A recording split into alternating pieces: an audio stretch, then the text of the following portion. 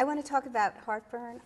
This is my copy that I used. I told you before the interview that I've taught this book in a course, Jane Austen and Her Heirs, or Heiresses. Oh my God. I love this book. That. Yeah. I love this book. I think it's a comic masterpiece. I'll tell everybody that. I wonder, I mean, it is a work of fiction, but it's a roman à clef. It parallels your life at the time. It tells the story of the breakup of the marriage of Rachel Samstadt, I love that name, who is a cookbook author, 7 months pregnant, and discovers her husband, who's a journalist, is having an affair. And this is point by point, more or less, what happened to you in your marriage to Carl Bernstein. With many embellishments. With embellishments. Yes, right. It's a hilarious story.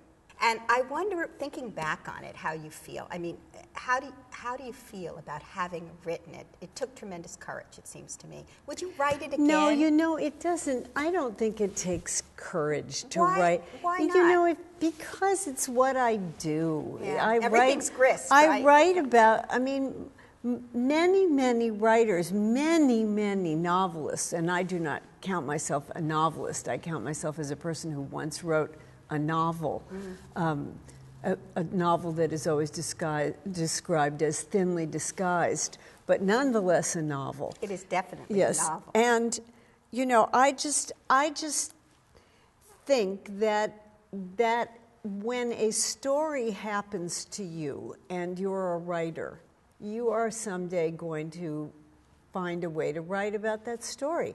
It was absolutely clear to me that a story had happened to me, and I hoped that someday I could make it into a funny story. I knew when it was happening that there were elements of it that someday might be funny, might be hilarious, but at the time I didn't think that they were.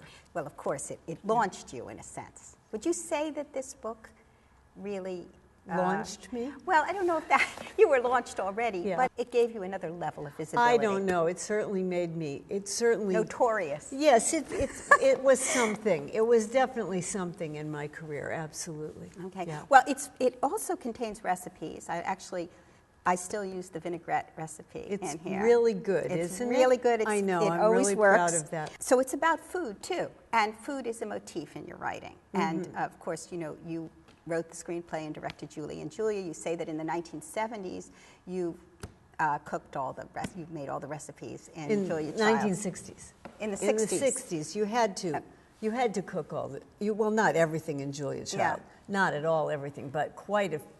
It was a rite of passage. When you came to New York, you had to read Catch-22. You had to read Confessions of a Spent Youth by Vance Borgelli. You had to know who Murray Kempton was, and you had to have the Julia Child cookbook and the Michael Field cookbook and the New York Times cookbook, and you had to cook from all of them, and you had to have people to dinner and produce 3-course meals. Oh, God, I'm glad I Yes. wasn't there. To move out of this food area, your last collection, the one that you've just published, I Remember Nothing, has as a dominant motif, as did your previous collection, I Feel Bad About My Neck. The motif of aging is very much there in these two books. And you seem to be a spokeswoman for a large demographic now. Do you think of yourself that way? I mean, I'm sure you get loads of email and mail about how you speak for women. Well, I don't know that, but I do know that when I got to be older, when I suddenly thought, I guess I'm now older, there was almost nothing published, written or published, that made any sense to me. There was a huge pile of books about how fabulous it was to be older and how you were in your happy golden years, and the joy of menopause and things like that, which I just thought, this is ridiculous. Can anyone tell the truth about this stuff? And by the way, when I wrote I Feel Bad About My Neck, one of the people at my otherwise excellent publishing house said, you can't call the book that because it's too negative. And I said, no, it's funny. It's funny. Trust me, it's funny. People will say, yes, I feel bad about my neck. They will. Trust me. And they did. But the point is that no one had ever done it. Nobody had done it, and nobody had said it because they were all so busy thinking that, I don't know what they were thinking, honestly. Sometimes I think it was just some way of selling a book or something. But I did think that I do think that I'm trying to write about getting older in a way that is somewhat honest. Because the truth is, as Woody Allen, not to keep referring to him, but he does have a way of, you know, I mean, it sucks, you know. It's very hard to think of anything about it that's better. Well, you're talking about memory and aging and all of this. And in this book, of course, you deal with this fact that you don't remember a lot of things. But there's one little passage. Or that I remember the most completely irrelevant things about some amazing things. That happened to you. Yes, you know, I met Eleanor Roosevelt and all I can remember are the drapes.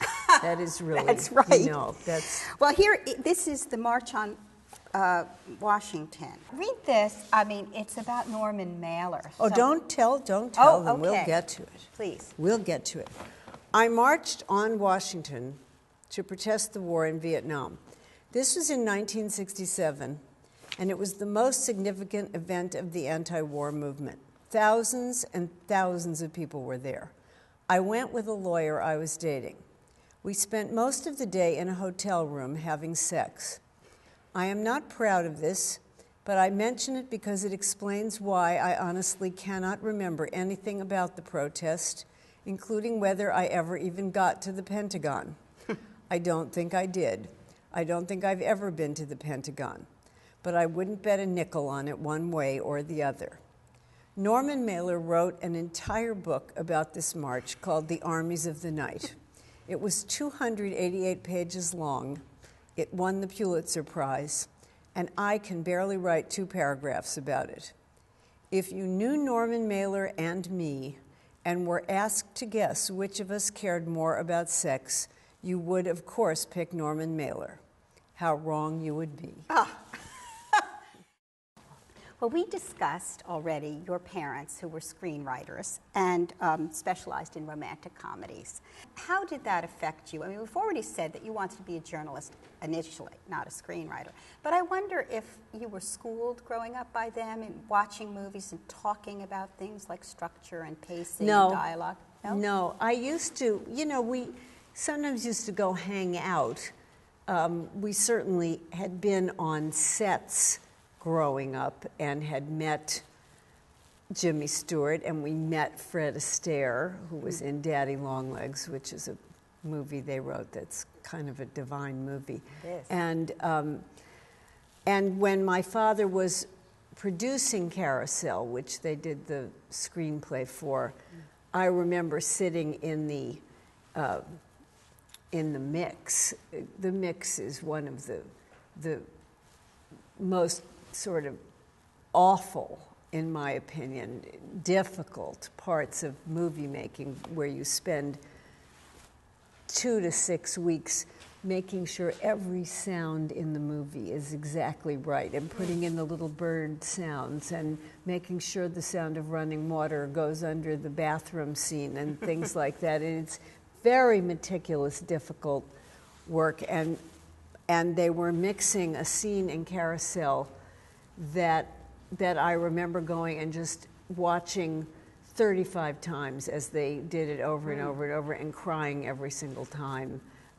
So, you know, I certainly knew something about making movies, but I didn't really know anything about it at all. So when did you realize that you were going to, well, at least get involved in screenwriting?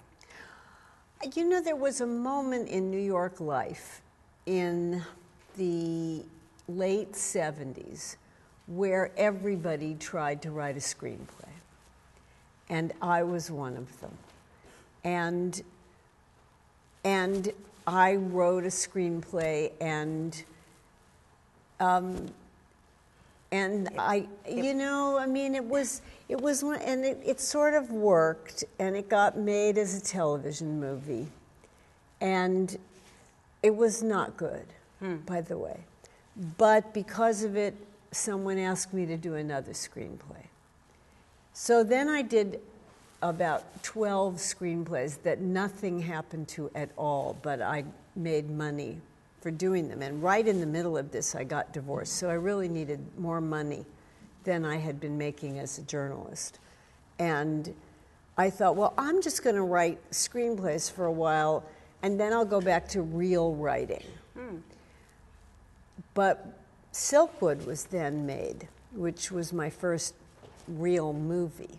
And Mike Nichols directed it, and he let me and Alice Arlen, whom I wrote it with, be part of everything. Everything. We got to watch him cast the movie. When he met with the production designer, we got to be there.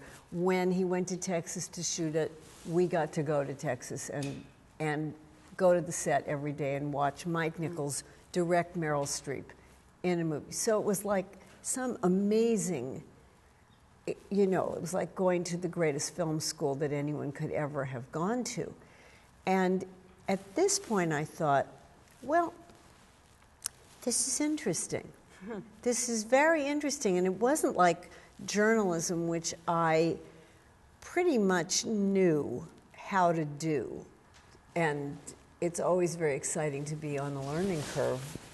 And I was. So then I thought, well, maybe I'm not going to go back to real writing right away. Maybe I'll go on doing this, because certainly it was paying the rent. And so I kept going. So do you think, had you not done Silkwood and you had not worked with Mike Nichols, who you said was like a film school unto himself, things might have been different? I mean, it was a unique experience, that movie. Well, it wasn't entirely unique. I did 2 movies with Mike where I got to, but I also did When Harry Met Sally with Rob Reiner, who also was very nice about having writers around for a different reason. Mike was doing it because he had started in the theater, and in the theater you always have to have the playwright around, and he'd gotten used to that. Rob had come from television, and you always have the writer around when you're in television, because you're always fixing, you're always noodling, you're always saying, is this as good as it can be? So I had 2 directors who let me watch.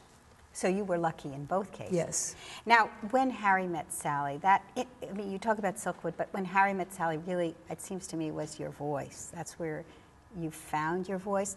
You write in your latest book about the fact that you were working on this screenplay at a point where a relative was, you thought you were going to come in for a large inheritance. Yes, I did. And you had delusions of grandeur. I did. Delusions of wealth is what I had, yes. Right, wealth. Yeah. And it didn't pan out.